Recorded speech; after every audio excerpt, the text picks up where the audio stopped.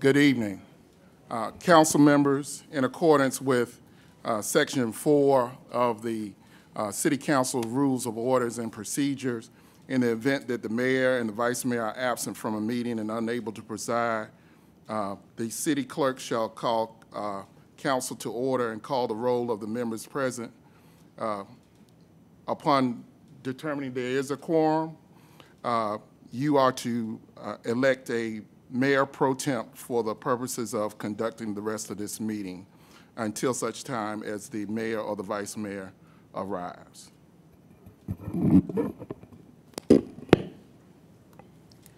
Mr. Clark? Here. Mrs. Lucasberg? Here. Mr. Moody? Here. Ms. Simmons? Mr. Smith? Here. Mayor Rowe? Inasmuch as there is a quorum, council members, now is your opportunity to propose and elect a mayor pro temp to conduct this meeting. Is there? I move that Councilman William Moody will be the president pro temp for this meeting. Second.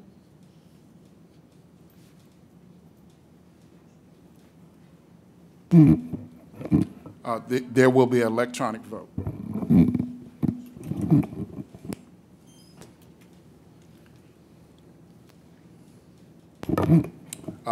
That motion carries. Mayor Moody, you may proceed.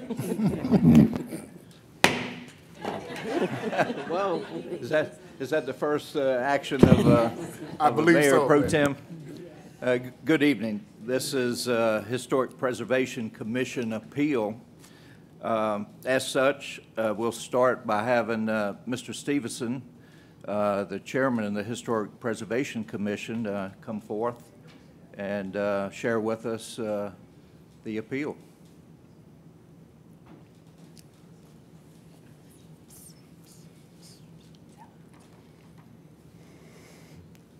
Good evening, Mr. Mayor and Council.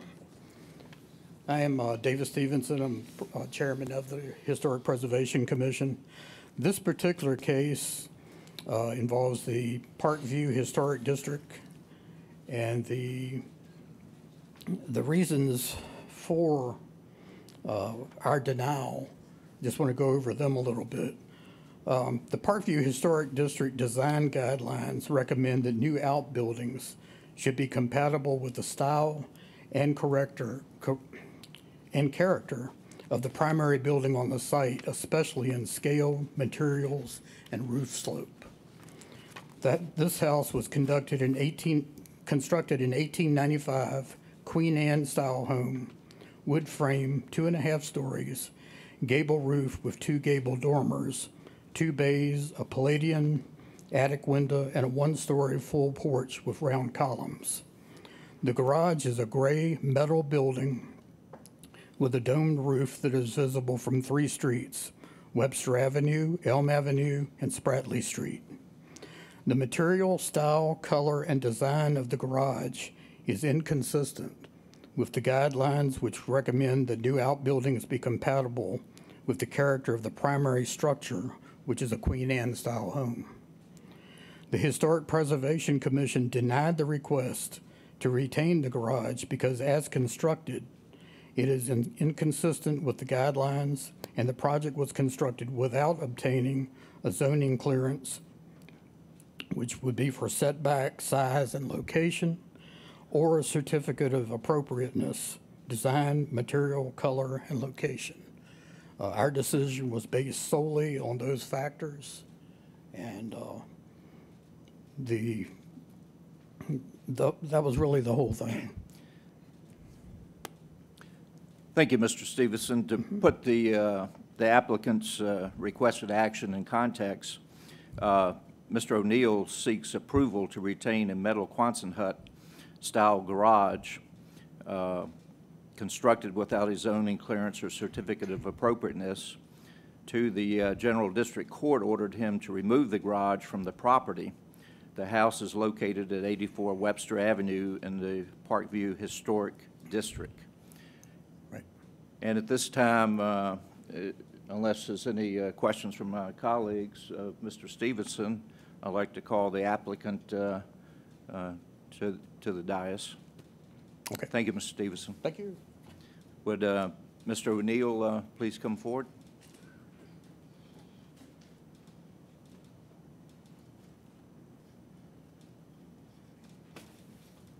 How you doing? Good evening, Mr. O'Neill. Go ahead and speak. You can go ahead. First thing I would like to say is, just from the people that are in here today, as well as myself, from what he just said, I don't think half this room would even understand with what he just put out there as far as the requirements. I've been living at 84 Webster Avenue for 27 years. I think it is blatantly wrong that in the middle of 27 years, all of a sudden now we have these historical standards that come along 17 years after I've been there. Everybody knows the size of these houses, the type of work that it takes, and the type of money to restore them. This is not even the primary house. This is the garage that go on the back. The other thing I would like to say is Mrs. Valentine from the Planning Division has informed Mrs. Aduma that these policies must be fair to all. It cannot be discriminatory to where some people can do one thing and other people do other things. We all should abide by the same guidelines. I have pictures here, and when they're saying that it is a new building, it is a replacement building. Also, when I went to court, the judge told me I did an outstanding job to present my case. The only one thing that he couldn't let go by was that I did not have a building permit. At the time, I did not have off their very own website of what was needed. The building was put by steel masters. They came out, they measured the property, they went by the building code. The max I could have was 16 by 16. That is what was installed, and they are licensed.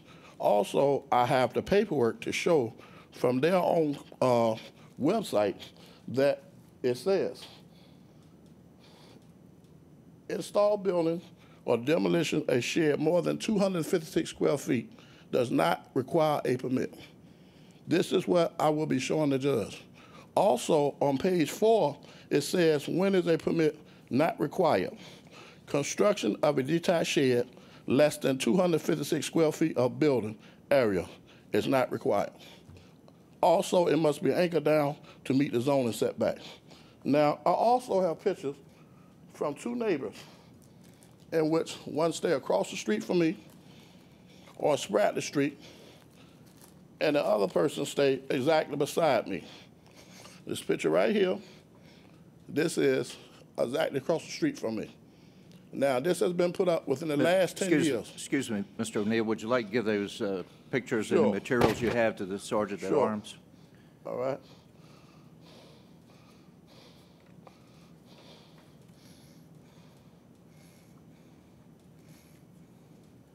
Well, let me give you all of them, so then that'll work.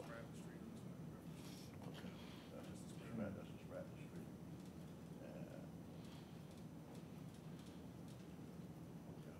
And this is the one that's behind my house.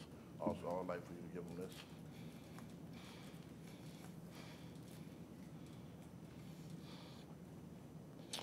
Also, what standard do we have in our community? You have a large picture of a shed that should be torn down many years ago. I understand that one of the historical preservation members owned this property. It's on Webster Street. The property is a derelict building that has been up. When I come out on my front porch every day, this is the first thing that I see. It's the large picture. They have 3 mountains of dirt out there with the grass growing on top of it. This house caught on fire 15 years ago. But they allow them to continuously have this garage up with half the top ripped off of it, and they do nothing about it whatsoever. I have a brand new building that was put in place that cost me $9,000.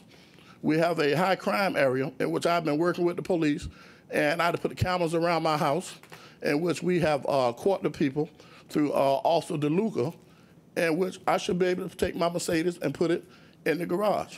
It is no other reason for me to have to tear my building down if the other two people don't have to tear their building down, and neither one of them had no permit.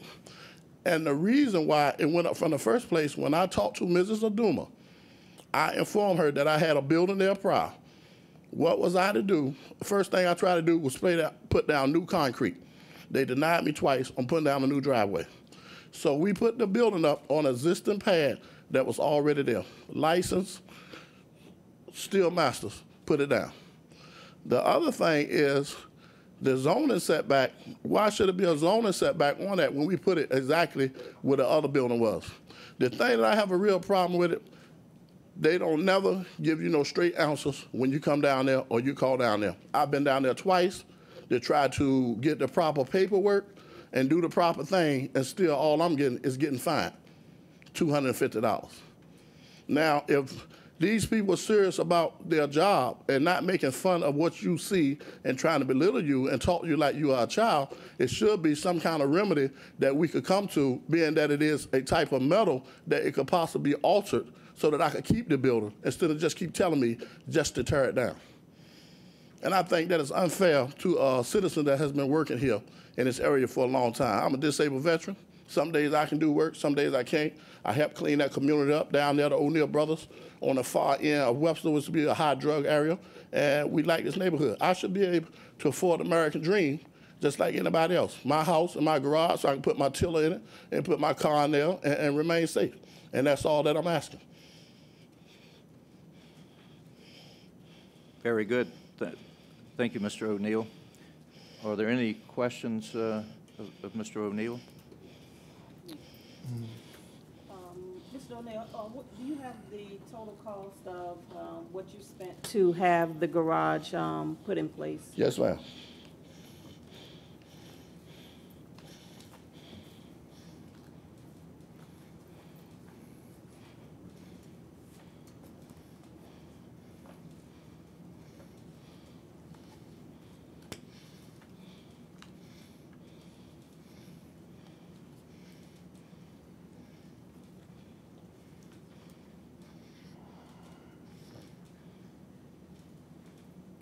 I'd say one other thing.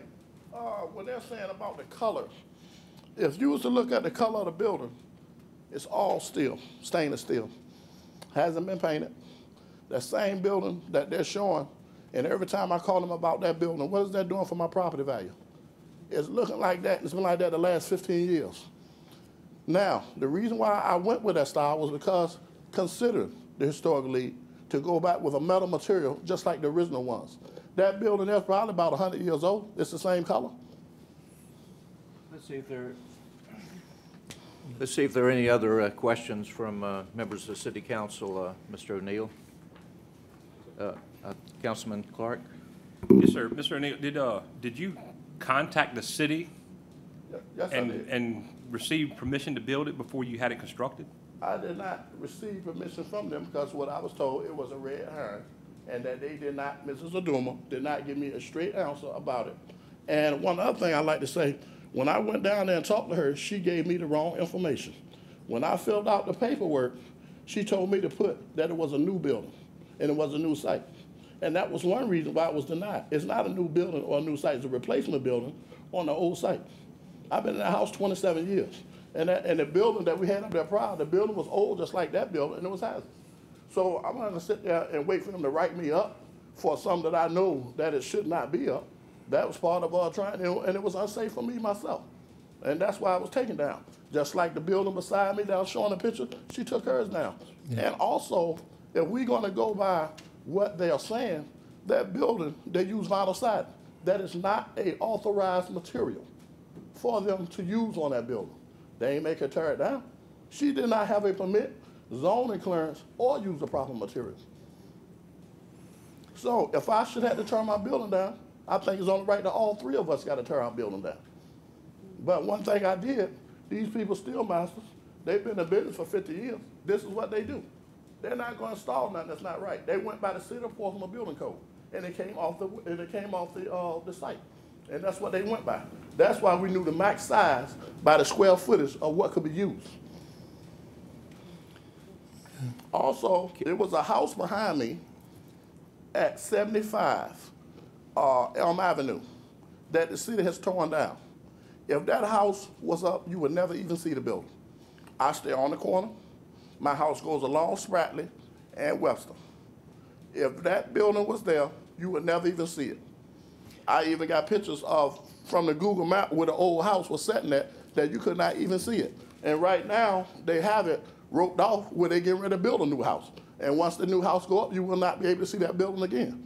Councilman Smith has a question for you. Sure. Mr. O'Neill. Mr. O'Neill, that company should have known that this was a historic district, and before they took that job, if they were doing their due diligence and doing what they should have done, they should have known that there are different guidelines and requirements in Parkview versus any other part of the city that's not in the historic district. Didn't you know that this was a historic district? Like I say, I went on the historical website and I pulled this paperwork off and it said we did not need a permit. But did you know that this was an historic district? Yeah. Okay. I know that it's in the historic district as far as what about the enforcement of the policy of the historical district. Not only that the other two people beside me across the street, we all live in the same neighborhood. Okay, we well, all follow the same guidelines. Well, we have to deal with you. We don't know anything about the other people, when they built, what time frame. We can only deal with what we have before us, and that's in your case. So There's Mrs. Aduma, and she was there and present when they testified. So she could be called up here and be questioned, and you don't have to be there, but she can say what they said and what she knows. Okay, if we will call her if we need to call her. But let me ask this too. You say that this building is a replacement building, but was it that older building completely torn down and this building put up? Yes, it was on the same path. So that would be a new building. If you didn't take that old building, the old frame and the old structure, and remodel it or redo it, but it was completely torn down, correct? Yes, it was. Okay, so this is a new building. This is another building, and some of these pictures that you show us, these houses that they built, they kind of match the house. They match the decor. They match this type of material, and that's what the guidelines say. They don't match the type of material, sir. I just explained to you that vinyl siding is not a type of material, and that house has vinyl siding on it. Okay, I'm looking at the pictures that you showed us. That's what I'm talking about. And that's what we were basing it on, what I based it on, and that because there are also could be considerations for buildings that are grandfathered. I don't know when these other buildings were built before, and you say you've been there 27 years? Yes. And so there are issues and situations where if they were built before this was declared a historic district, they were grandfathered. We don't know that. So we can talk to staff about some of those questions and see if they know that. Well, the historical thing started 10 years ago from the information that they sent me. No, it was way before 10 years ago. Well, that's what the historical preservation, sir. This is what I'm telling you. You're telling me one thing, but when I have it in writing that came directly from them, it can't be disputed. Okay. And you can ask Ms. Aduma about the 10-year period, and it's right here in the writing. Okay. All right. I don't have any more questions. I have one more question, sir. Mr. O'Neill, at what point during the replacement or the reconstruction of the project were you notified by the city that the materials used were not acceptable or not within the historic? When the building was completely put up, and the only thing I hadn't put on was the garage door. And that shows the picture with the red stop work order on it. And I guess I have a question for either the historic preservation or Ms. Adumwa or planning. Okay, thank you.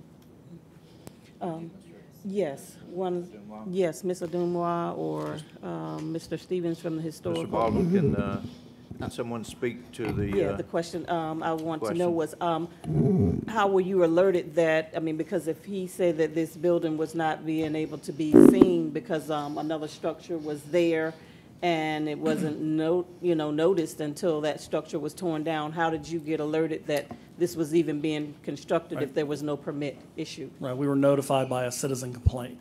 Okay.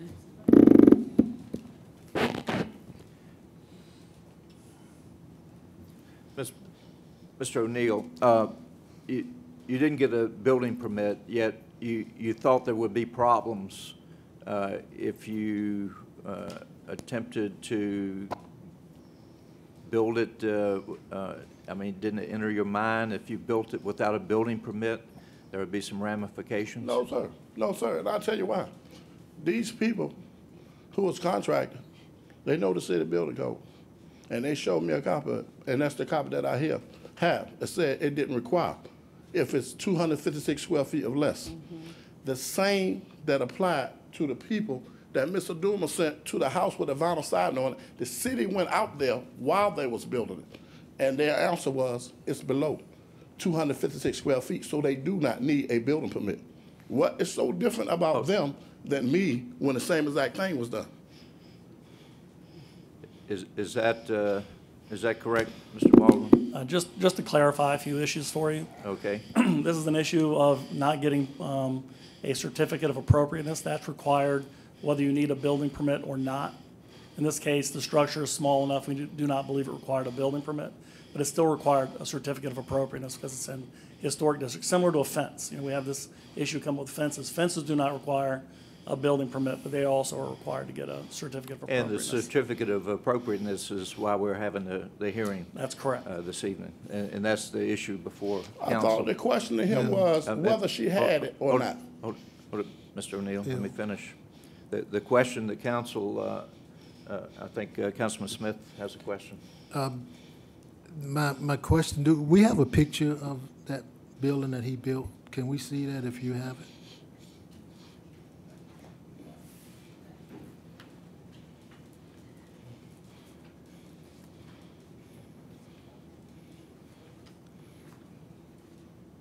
That the new building or? Can I see?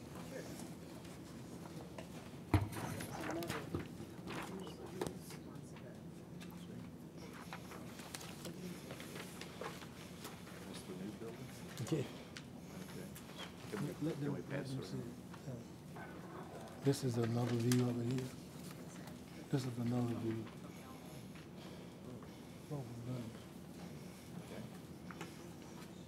Oh, I'm sorry. We teared up your book. Here's Josh. Okay, okay.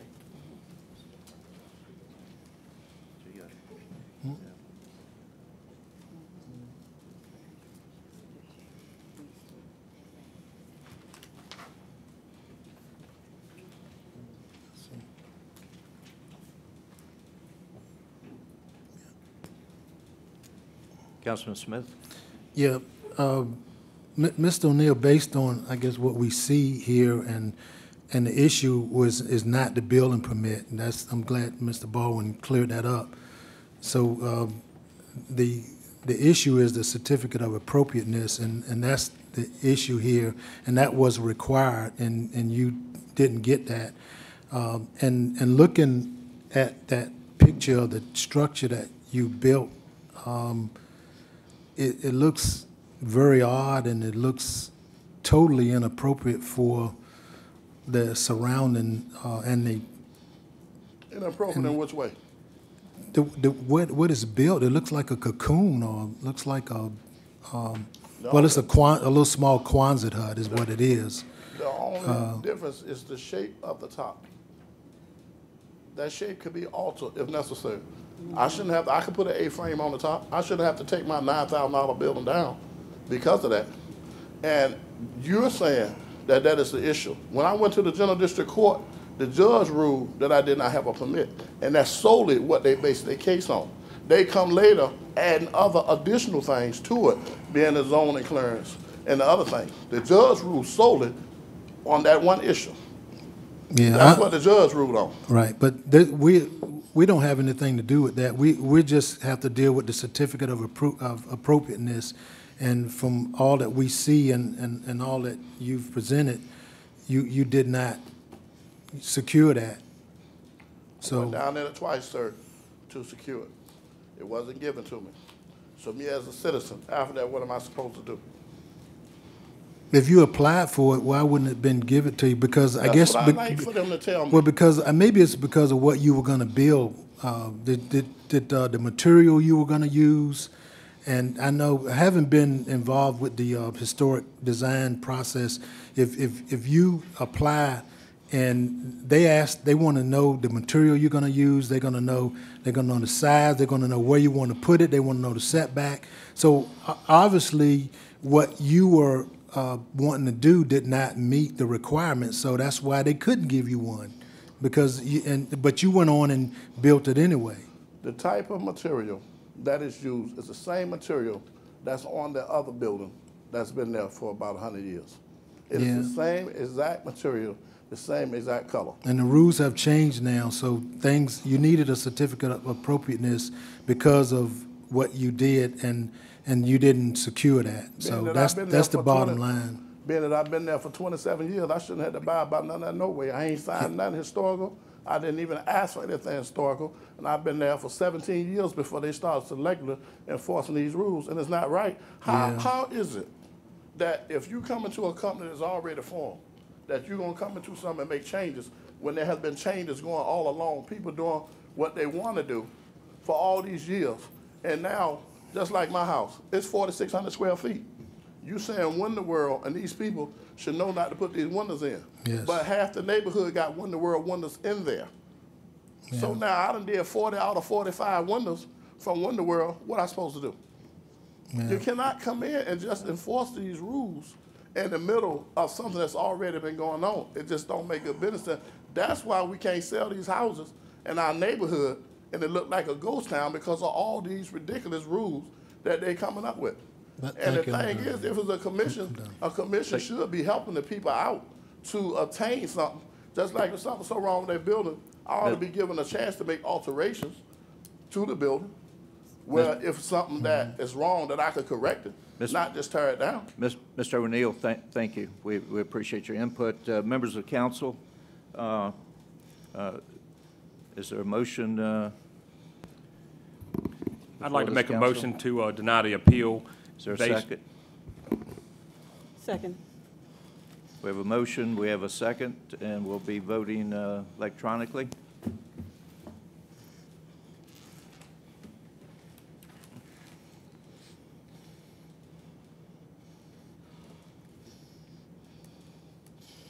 And the motion for denial passes. One thing to say. No, the hearing is over. All these people Mr. O'Neill, haven't had a permit, get to keep that building up, but I don't. Mr. O'Neill, thank you for being here.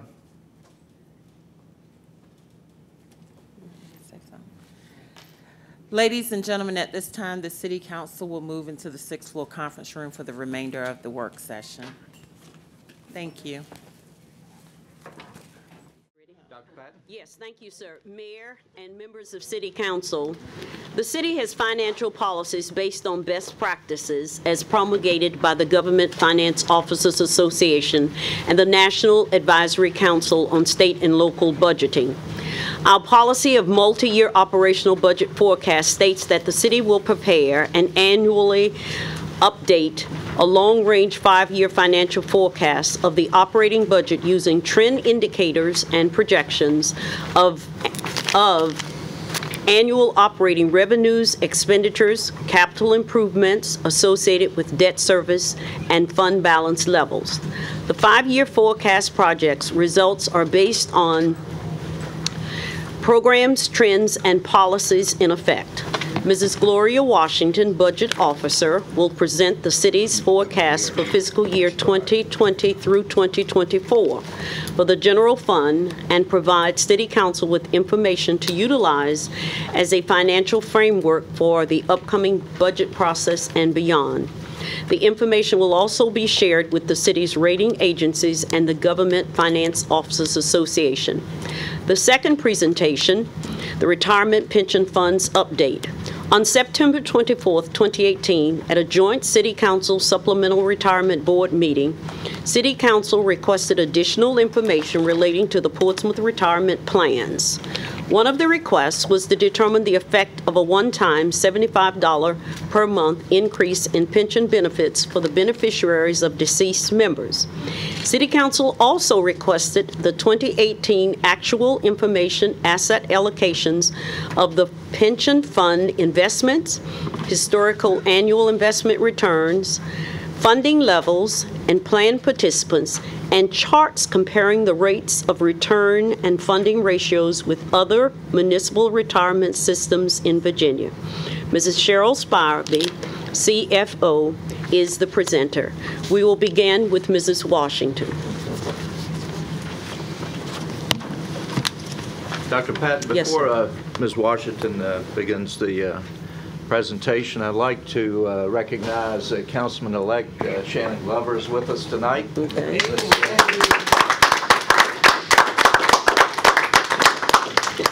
Thank you, Mr. Meade.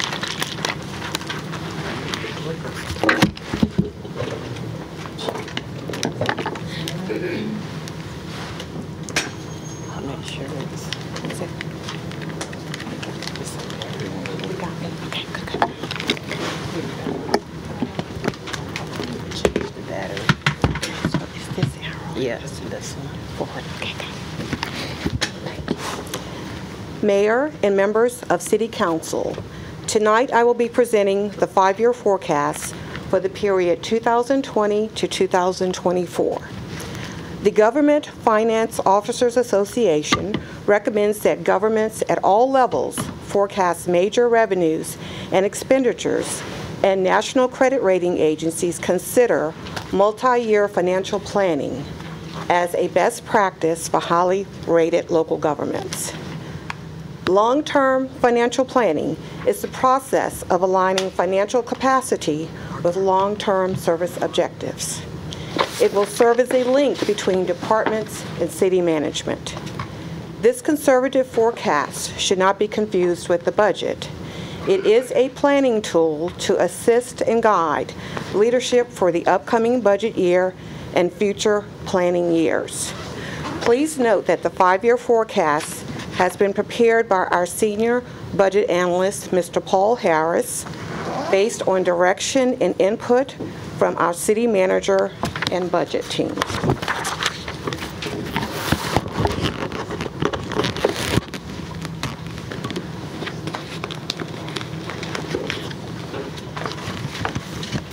Several methodologies were used to formulate the forecast: time series analysis, consumer price index, historical trend analysis, and departmental input. For revenues, time series analysis involves comparing revenues over time to detect general patterns for forecasting. Staff also analyzed trends in variables that affect revenues and sought input from departments responsible for generating these revenues. For expenditures, staff analyzed historical expenditure trends in operating accounts, sought guidance from Human Resources and the Virginia Retirement System regarding health, retirement, and life insurance, and applied projections of the Consumer Price Index, which measures the changes in the prices paid by urban consumers for a representative basket of goods and services.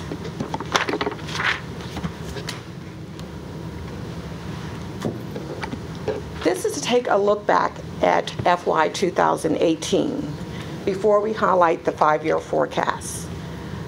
The real estate tax is the largest revenue source for the city and still is experiencing an exceedingly modest recovery, growing at an annual rate of only 0.1% from FY 2010 to FY 2018. The actual revenue is just slightly underperforming the budget by 0.2% or $200,000. That is budget compared to actual for FY 2018. Very good. Very good. Other local taxes also decreased by 0.2% from FY 2017. From FY 2010 through FY 2018, these have grown at a modest annual rate of 1%.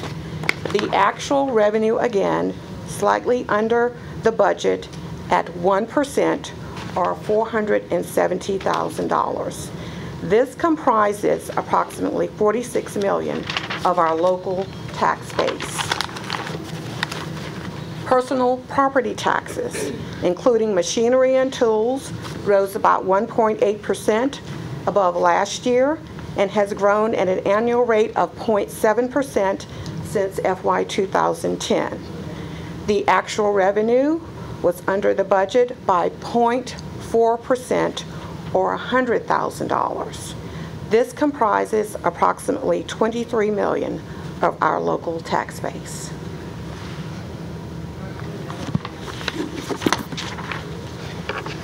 Here is depicted a graph of our general fund revenues, not including the enterprise service funds. This is only general fund.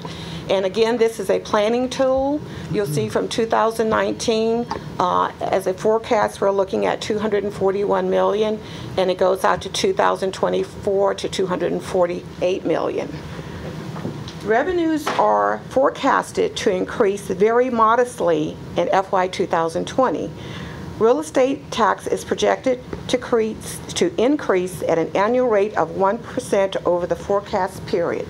This is in consultation with our real estate assessor and looking at trends in the prior years, so that's a conservative 1% over the period. The use of fund balance as part of the general fund revenues matches the planning years as included in the 5-year capital plan that was adopted by City Council. We also eliminated the use of fund balance for OPEB in FY 2020, planning to fund this commitment through existing revenues, which complies with GFOA best practices. The forecast also assumes the city will receive the bridge loan through FY 2021, and the city will follow the appropriate process and requesting the funds from the state for the bridge loan.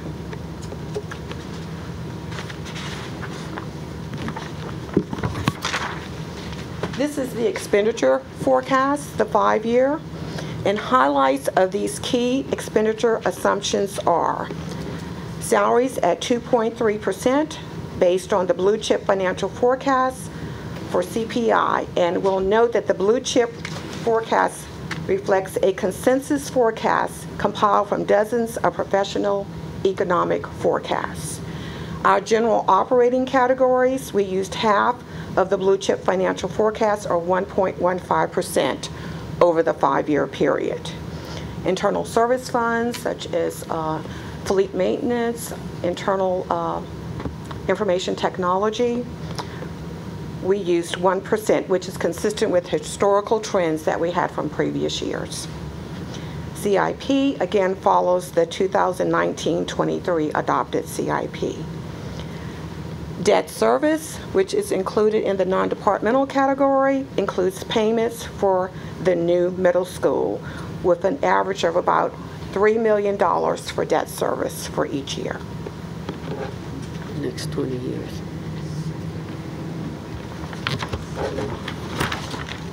This is a summary of the 2 slides that we saw, revenues and expenditures, with a graph showing the revenues on top, and I'm looking at the expenditures. And this graph displays a forecast throughout the forecast period. The expenses are in the gold line, the revenues are in the dotted line going all the way out to 2024. The variance shows about $3.4 million for 2020. Again, this is a planning number, and goes all the way out to 2024, a variance of $12.3 million.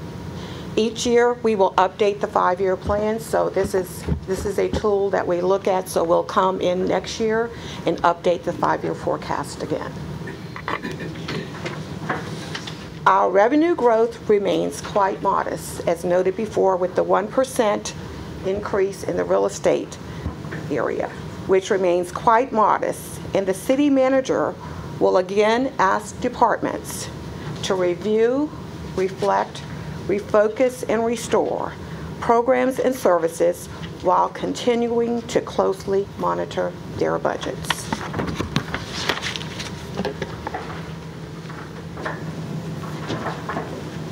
This slide is a measure of tax burden and variables that affect revenues and expenditures.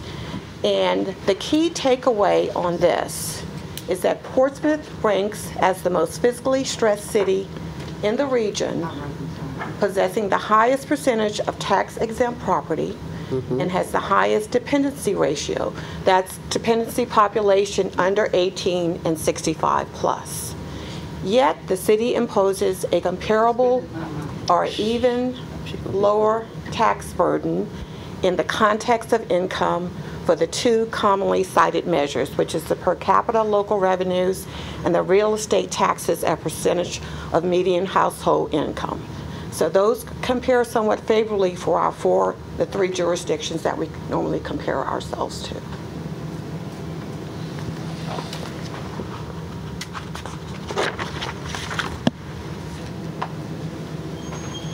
I'm glad to answer any questions. Members of council, any questions? No questions. Just comment. I know this is, I guess it's a best look that you can. At this time. I mean, to me, just me, one person, that didn't look encouraging when you see where the expenses are versus where the revenue is. So what it just means is that, you know, we got to get on the stick as far as economic development and trying to right-size things and make sure that, you know, we are where we ought to be in order to make some of this happen. Because things could change dramatically. That takes that line even higher. An event or politics or a lot of different things. So that's just a comment. Okay, thank you. I guess we'll be looking at our 5-year forecast in another 5 years. Thanks, Bill. How do we, each year, where we grow, the expenses definitely are exponentially higher than our revenue. But we know that we're building some new structures, some new homes, and you mentioned that a $200,000 minimum difference was the difference between where we are with our real estate structure. So if we know that we're going to have some new developments coming on board, how will that help the situation? Billy? So, you know, of course, every development that comes on that's taxable gives us more revenue. So we can't forecast what that'll be until it's on paper and coming to us, you know. So. Yeah. I think what it indicates is that status quo is not going to be acceptable.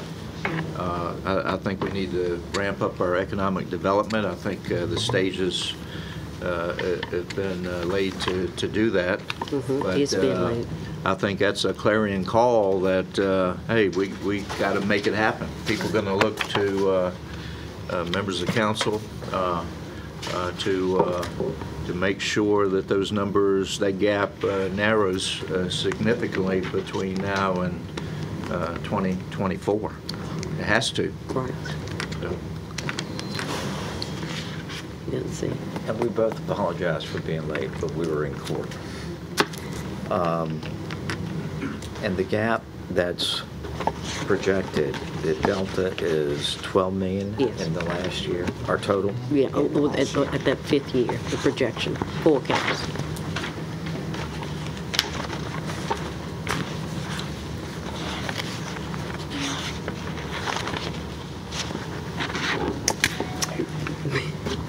I'm sorry. That's okay. Mayor, Vice Mayor, members of council, as we will have Mr. Moore, who, when he last spoke with you, talked about just in this fiscal year, the difference in what the development numbers were last year and where they are projected to be this year. And before the year's over, which we will look to our next meeting, that we can have Mr. Moore come forward and share with you just the difference in 1 year, how we have grown, and the projected, I think, last year or the year before, we were at 8 million, and already with the revenues are expected, we're like almost at 50 million. And that's just in that short time of development that is going on right now. I mean, all not here in dollars are coming into the coffers, but these are developments, apartments, things that are actually in the works to come on. So I'll have that presentation at our next meeting. Other questions? Just one last quick catch-up. Is there any revenue category that you're projecting to be significantly down over the next 5 years? No, not significant, no. No, not right now. I mean, Not based on the trends and what So we're it's not seeing, a- based on 18 actuals coming in, no. The way, a quick summary would be that revenues are not growing fast enough to meet the natural growth in expenditures. That is correct, yes. that's it. Okay. Thanks, Mrs. Foster. Now we'll have Mrs. Spivey to come forward. This is the retirement. Yes, retirement pension funds update.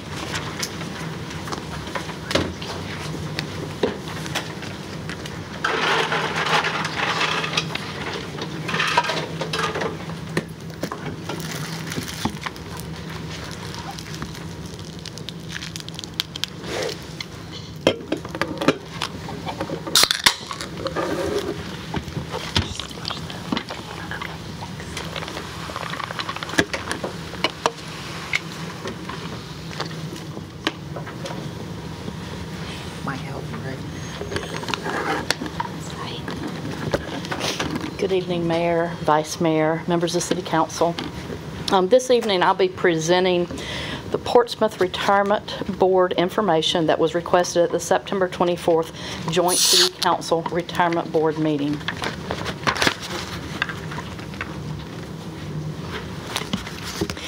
As presented at the joint meeting, the funding ratio of assets to liabilities in the fire and police system was 72.4% at January 1st, 2017. The supplemental system ratio was 75.9%. The 2018 funding ratios were not available for the joint meeting but have since been issued.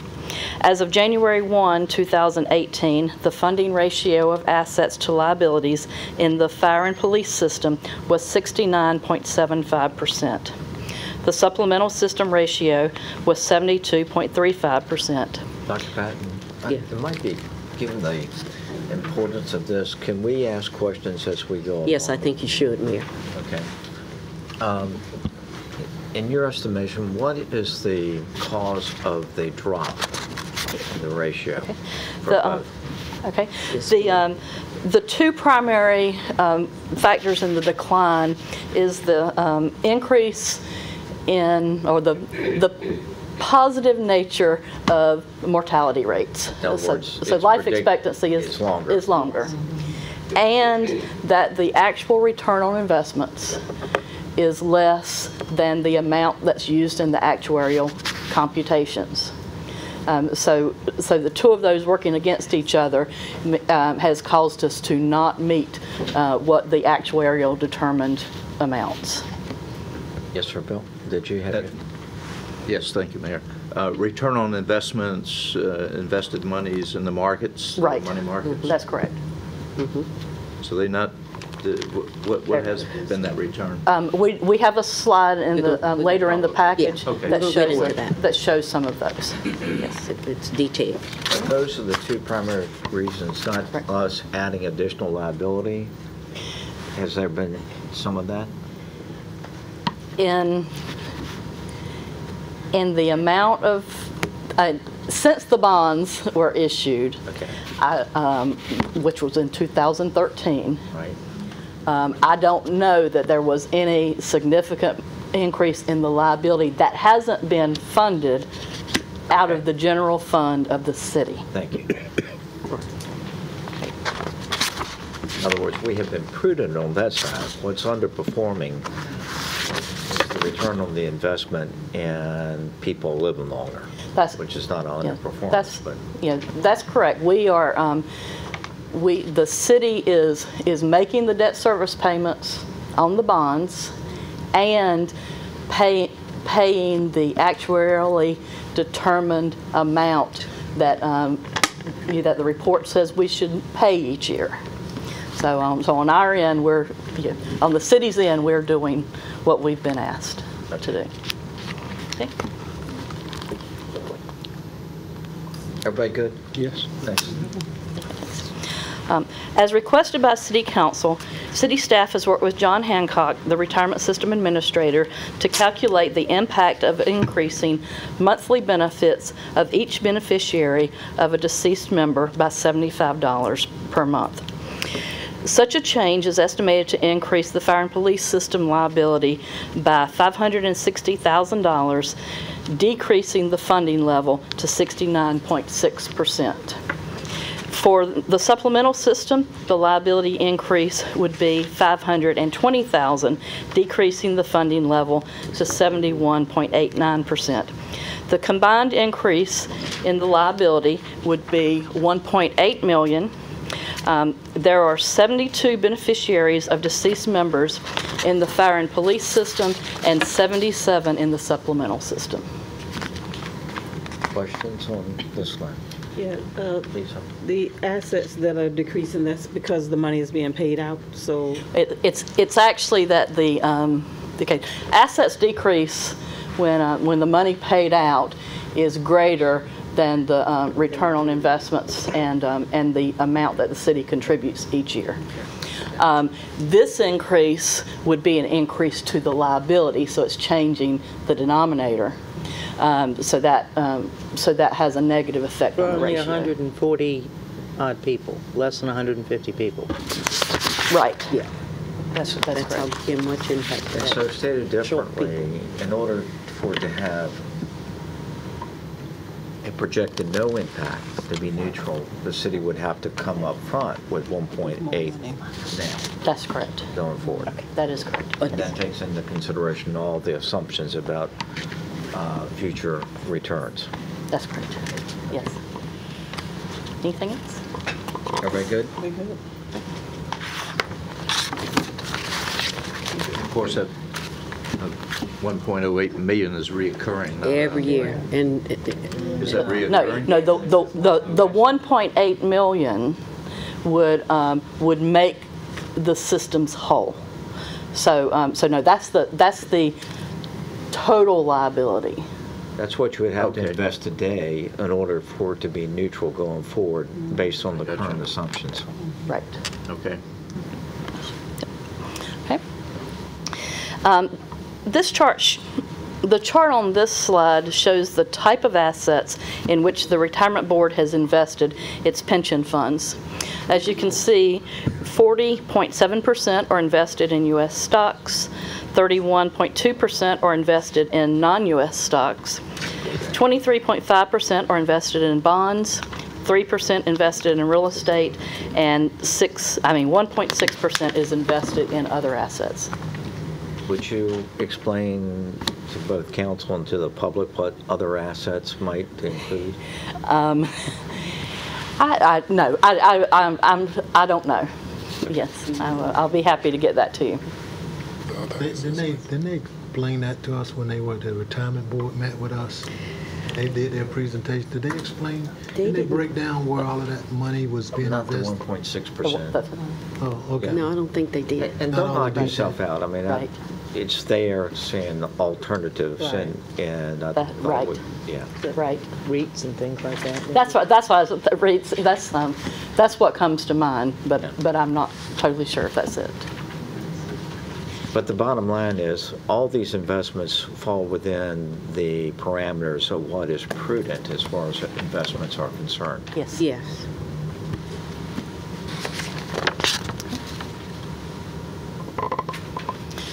The next slide shows the markets in which the Retirement Board has invested the pension funds.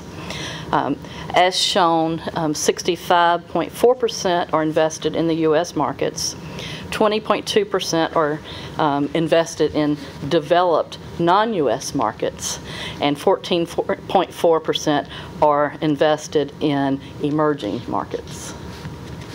And each of those has its own level of risk depending on how the market's changing. Not to be this person is asking all the questions, but how frequently does the market allocation, how frequently does the retirement board review the market allocation?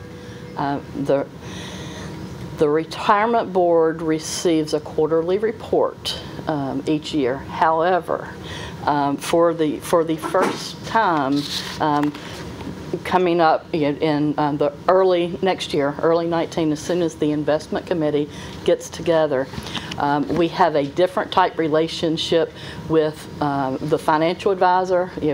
As you may recall, a new arrangement with the financial advisor has been developed through an RFP process.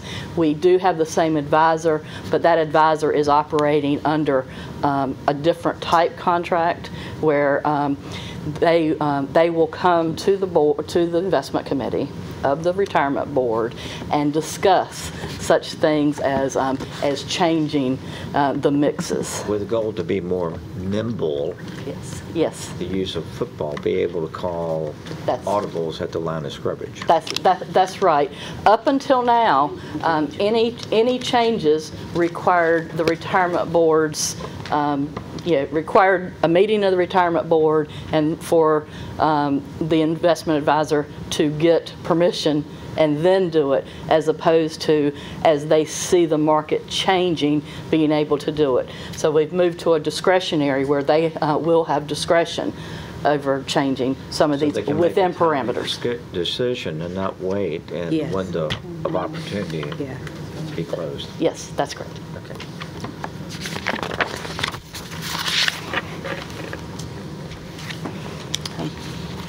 This chart presents investment returns between 2007 and 2018, and I will note I attempted to find 15 years, and we have a 3-year gap that I have yet to find between 2003 and 2016 in information. But using 2007 through 2018, you can see that earnings have recovered since the huge decline in 2009. So we've had, since then, we've either had positive earnings years, or in 1 year it was no change. But we haven't had a negative investment year since 2009. Any questions on that slide?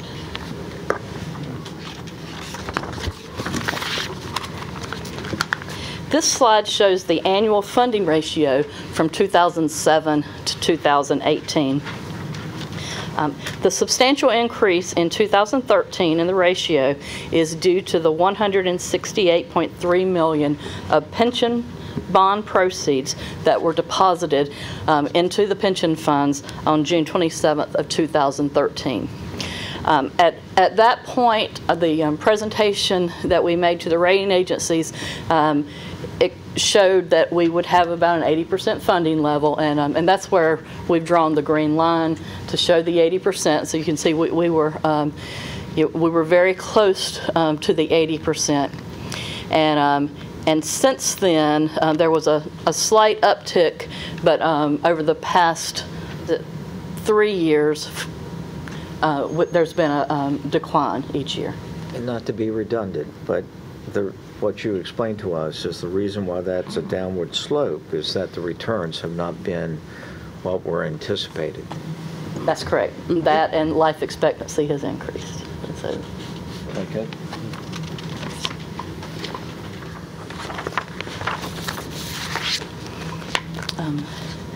This slide shows the number of participants in the fire and police system from 2014 through 2018, and that system ranged from 731 to 705 participants.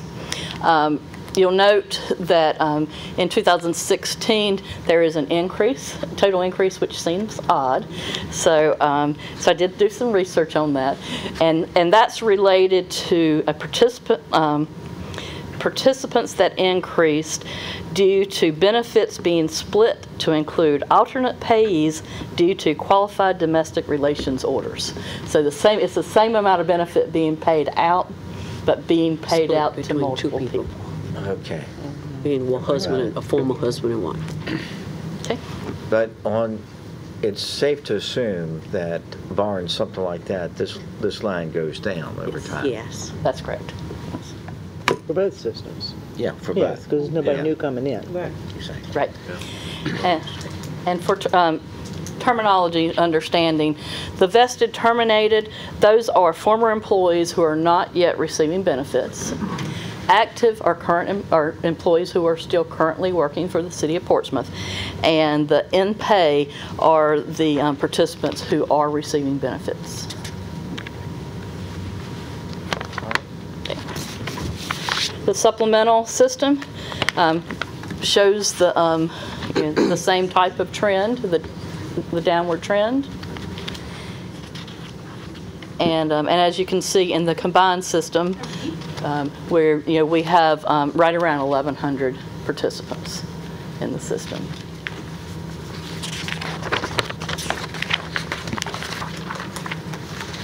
Questions?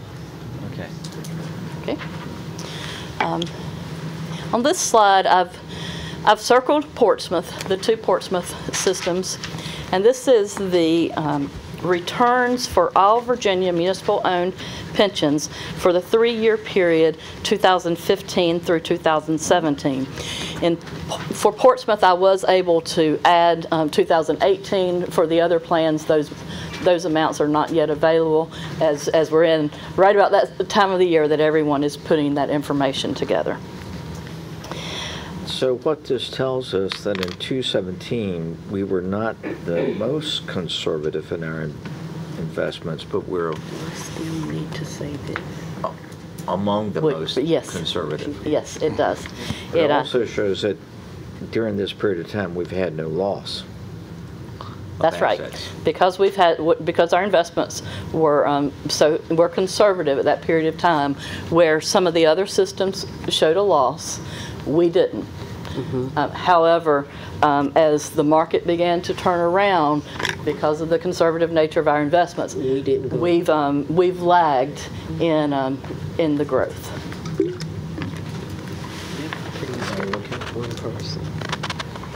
Yes. Yes.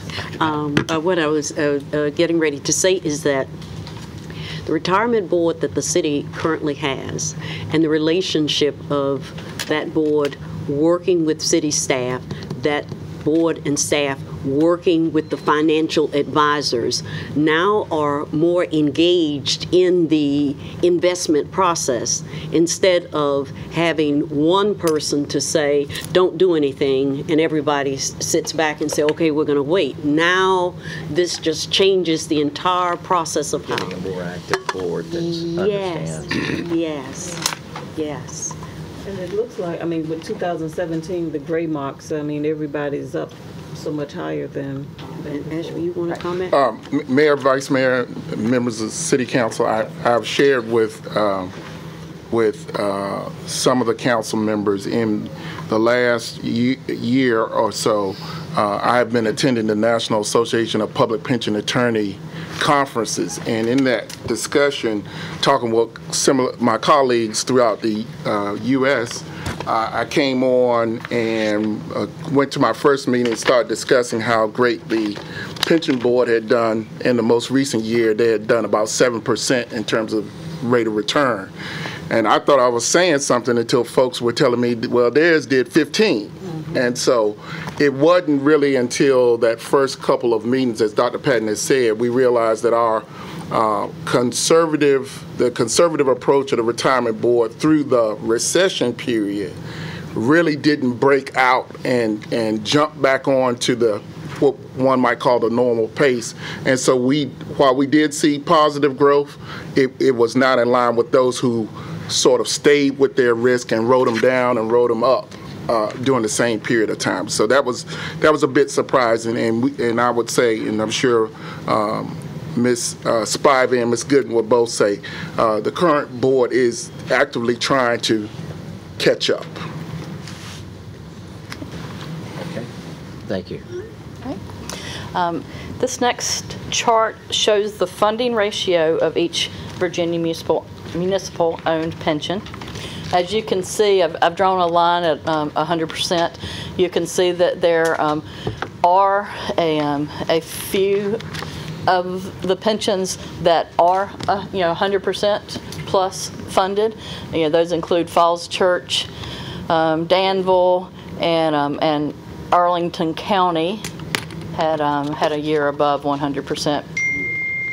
Other thing you can see is that other than those and Charlottesville, which is lower than everyone else, all the others seem to be, if you're looking at it in this way, around the same funding level as ours. The huge difference is that we're the only one that's debt funded. So all the others have funded theirs with cash, and that's cash sitting there. Our cash is offset by a very large debt. But if we had not done that, those bars would be so low that... That's right. Yeah. We'd be in trouble. Okay. And yes. So that's the end of my presentation. Does anyone else have questions? She's right there. No, Mayor and members of City Council, if I may, I'd like to request of City Council that staff be given an opportunity to bring back to you several policies for your consideration in order for us to, as it relates to the retirement and our retirees, so that we could better protect the initial investments and the revenue downward trend of the funding ratios. I think that's a very good idea. What do y'all don't have that right now. If you would agree, we will begin that work. All right. Okay? Okay. All right. City Manager's report. Please. Okay. Tonight, Mayor, Vice Mayor, members of the City Council, you have 6 CMRs before you. And the first is the reallocation of community and regional organizational funds.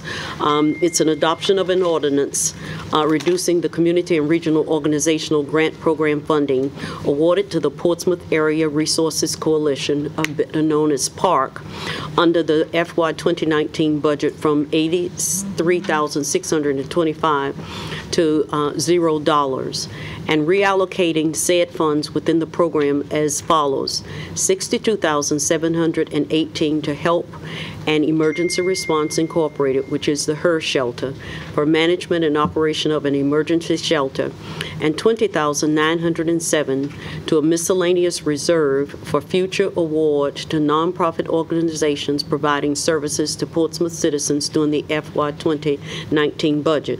Under the discussion, members of council, we shared that as a part of the FY 2019 budget, City Council awarded $83,625 to the Portsmouth Area Resource Coalition through the Community and Regional Organizations Grant Program for the purpose of operating the emergency shelter.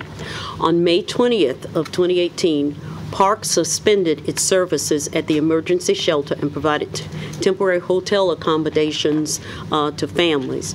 In August 2018, the state realigned the FY 2019 allocation to PARC for homeless and sheltering activities to the Help and Emergency Response, which is the HER shelter, due to PARC's ineligibility to meet various deadlines related to state funding.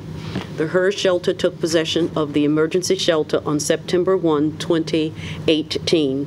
So these funds are within line to continue the services to our vulnerable citizens and to have no gap in the HER shelter increased services now, with them being able, with your approval, to get the funds that were previously held and allocated for park. Before you go forward, I want to report on a meeting I had with the executive director of the PERS shelter. They had 40 bids in Craddock. Park had 20, so they now operate those as if it's under one organization. Yes.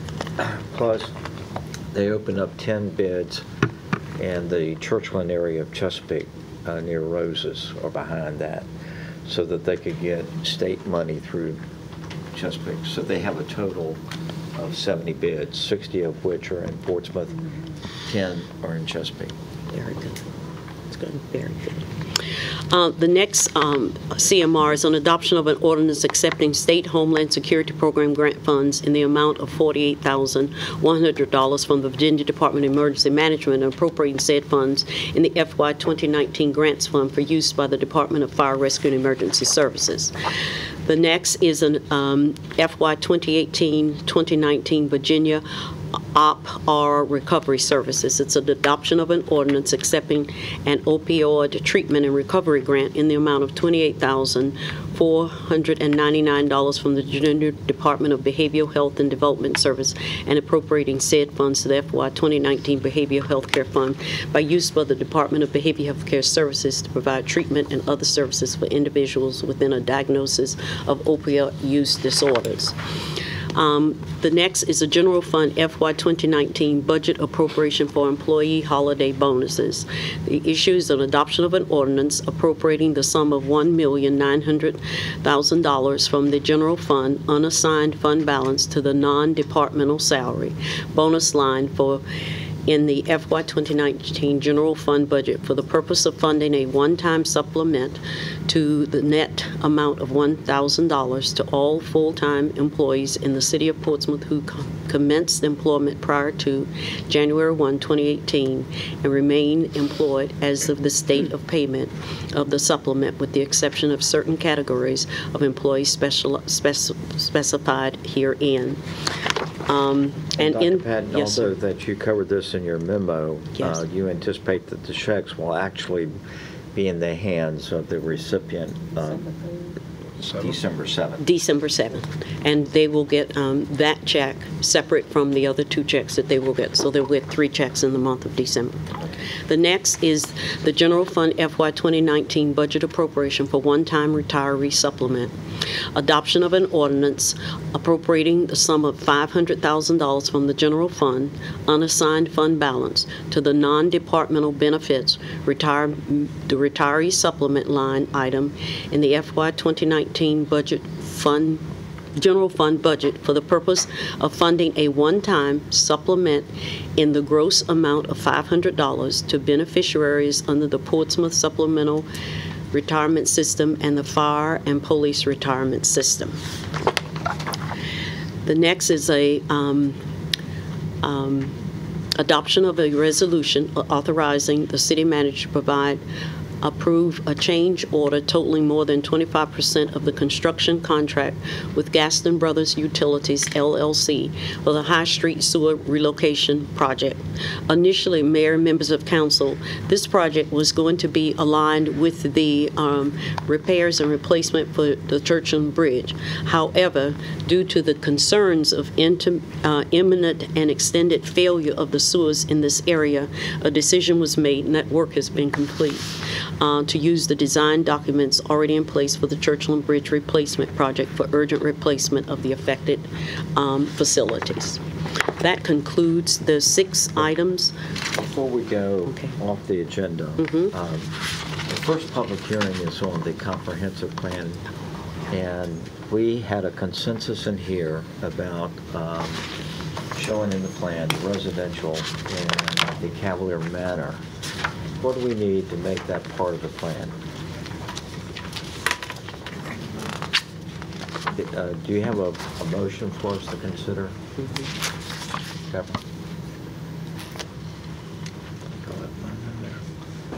And so after the public hearing, we need a motion to formalize what we agreed to. That reads something like this. I move to approve the draft comprehensive plan as shown on the Bill 1 Portsmouth website with the exception that the future land use map be changed to show the future land use of 4358 Greenwood Drive tax parcel as single-family residential. And so that's the motion that we'll consider. Yeah. We'll consider. That's not a question, but okay. Mayor, I have one more item on the city city council report back. Okay. Can we stay on the agenda though? Oh, yeah, okay. And the other is the quick fix patch for the sign downtown. And both of these will be on first readings. And this motion is on first reading too. You have to add, oh, no, that's not adding an item. That's the motion. This is Just an amendment to the motion. well, it's actually the motion That's that was actually made. the motion. Okay. Yeah. Yeah. Because we're approving the draft with this exception. Gotcha. All right. Everybody? Yes. Yes. All right. It's not the same. What do you It's have the real next? estate office. Yes, Mayor, Vice Mayor, members of City Council, I do not have any report backs tonight. However, if I may, I would like to have Chief Tanya Chapman to come forward and provide a brief overview of the recent homicides that the city has experienced in the FY 2018. Ms. Chief Chapman.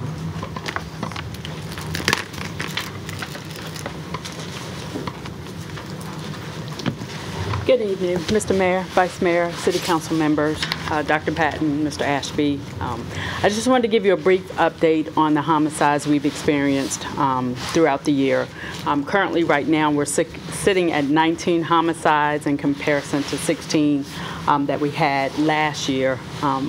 Throughout the whole year. Unfortunately, last week, we experienced 3 homicides within a week.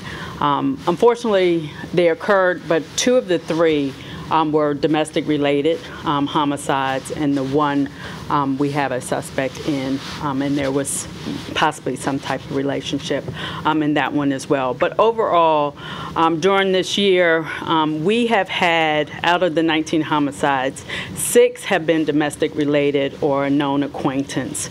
4 have been drug related. 2 have been in known shot houses. 2 have been other criminal activity involved, and then 4 were, the relationship is currently unknown because we don't have suspects in those. 1 we're looking at, possibly 2, we're waiting on the Commonwealth Attorney to render a determination on whether it was self-defense or not.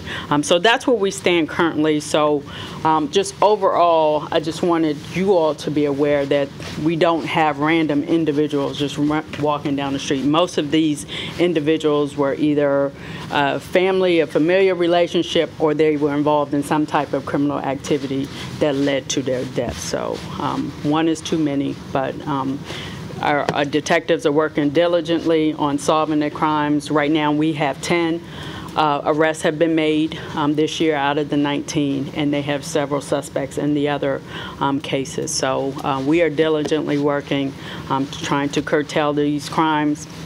But as you know, when it's domestic related, unless we're sitting in someone's living room, it's hard for us to prevent. So, any questions? So particularly on the Churchland, I think there was a fear, at least, street talk that, oh my gosh, what in the world's going on in Churchland? Yeah. No, this was that was definitely a domestic related homicide. So it was known parties involved, and arrest was made on that one immediately.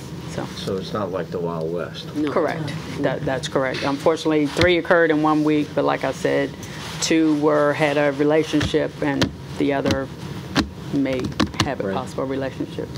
Yeah, and that's something that I'm glad you were here to say that, because we get pressure to speak or to say something, and a lot of what's going on, folks know one another, or there's a payback, or it's somebody. I know one case, maybe somebody killed the wrong person, but the main thing is, just as the mayor said, it's not any random killings, any serial killings, or anything. And the sad thing about it, I guess, is that in some cases there are lots of witnesses in some cases to some of those unknown, but folks are just afraid to speak up in fear of retribution or And that's the only way we're gonna stop it. And as you said, you can't, your officers can't be everywhere at all times, is if the communities and the neighborhoods have got to step up and say, hey, you know, we're tired of this out here, and we're gonna, some kind of way, we're gonna figure out how to, you know, get the word to you as to who's behind some of this stuff, because they're the ones that's out there. They see it. We've had situations where 30, 40 people see somebody get gunned down and no one wants to speak. Cramline doesn't, they don't trust Cramline, so. And I understand that, and I can tell you since, I was just looking at the numbers, in June we had a 30% closure rate, we're up to 53% now, and I can tell you we have had success mainly through our community walks, whether it's our reset, whether it's going out, being proactive. Over the last couple of walks, we have received information during those walks that they felt comfortable enough to share the information, and some of them are calling the detective directly. So we are making progress in that area. So I am proud to say that we are making an impact on our closure rates, because like you said, there are individuals out there who know what happened, and we just need their assistance and being willing to speak to us about it. But as you said, your community effort makes a difference. Yes, it does. Your community effort goes a long ways to reassuring folks that you are concerned and you do care, which a lot of folks think you don't. But you should be commended, you know, for your leadership and promoting community. Thank you, sir. I appreciate that. Any other questions? All right, thank you.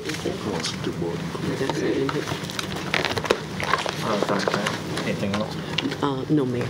All right, well, let's go to City Council liaison reports, and we'll start with Nate. I don't have any tonight.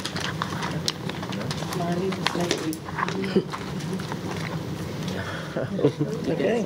No. How about you, Mayor? Yeah. You've been busy. Gee. You've been sending a lot of emails. Yeah. I've been keeping you up to date with the emails. Yeah. And HRT is getting a grant for electric buses, which is a good thing. That'll cover the differentials between what they would normally spend on a bus and what the increase cost is. The planning district meets this week, so I'll have a report for everybody the next week, the next council meeting. We do, any other reports?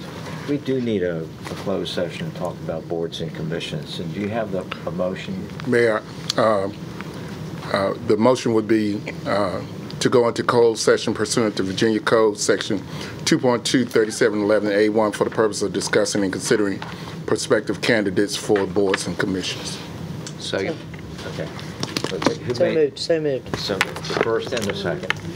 Madam Clerk, we have any discussion on this motion? Madam Clerk, will you call the roll, please? Yes, sir. Mr. Clark? Yes. Mrs. Lucasberg? Yes. Mr. Moody? Yes. Ms. Simmons? Yes. Mr. Smith? Yes. Mayor Rowe? Yes. We're now in closed session. Those people that are not in the closed session, please leave.